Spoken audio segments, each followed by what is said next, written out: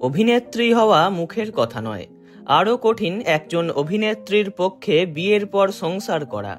যদি শ্বশুরবাড়ির লোকজন তেমন সাপোর্টিভ না হন তাহলে তো কথাই নেই। এমন কঠিন পরিস্থিতির মুখে পড়তে হয়েছিল অনামিকা সাহাকে। বাংলা সিনেমার এই দাপুটে অভিনেত্রী বর্তমানে বাংলা ধারাবাহিকে বেশ চুটিয়ে কাজ করছেন। সারা জীবনে অন্তত ৩০০রও বেশি সিনেমায় অভিনয় করেছেন অনামিকা সাহা, কিন্তু তাঁর এই যাত্রাপথ খুব একটা সহজ ছিল না। বিশেষ করে পরিবারের তরফ থেকেই তিনি কখনো কোনো সহায়তা পাননি। অনামিকা সাহার ভালো নাম ছিল উষা। টলিউডে পা রাখার পর তিনি তার নাম বদলে ফেলেন। ১৯৭৩-এ আষাঢ় আলো সিনেমার হাত ধরে তিনি অভিনয় আরম্ভ করেন। দীর্ঘ অভিনয় জীবনে উত্তম কুমার, সৌমিত্র চট্টোপাধ্যায় থেকে শুরু করে প্রসেনজিৎ, ঋতুপর্ণা, তাপস পাল, চিরঞ্জিতের সঙ্গে কাজ করেছেন তিনি। এই অভিনয় করা নিয়ে ব্যক্তিগত জীবনে তাকে কম কটাক্ষ সহ্য করতে হয়নি।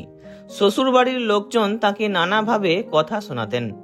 সম্প্রতি একটি সাক্ষাৎকারে অনামিকা সাহা বলেন, শ্বশুরবাড়ি থেকে বারবার বলা হতো তার মেয়েও মায়ের মতো নেচে বেড়াবে, তার আর লেখাপড়া হবে না। আসলে অনামিকা এবং তার স্বামী বোধিসত্ত্ব মজুমদার দুজনেই অভিনয় জগতের সঙ্গে যুক্ত ছিলেন। তবে তাদের বড় স্বপ্ন ছিল মেয়েকে নিয়ে। মেয়ে রাইকে ভালোবেসে অনামিকা ডাকতেন চিনি বলে।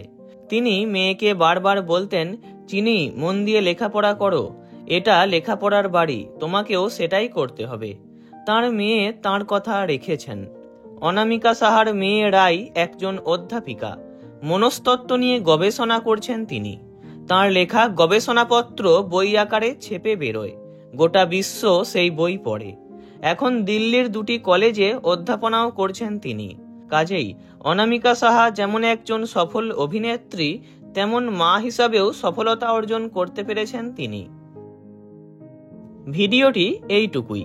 ভালো লাগলে লাইক করবেন আর কমেন্টে আপনার মতামত অবশ্যই জানাবেন। এরকমই আরও অনেক ভিডিও পেতে চ্যানেলটি সাবস্ক্রাইব করবেন।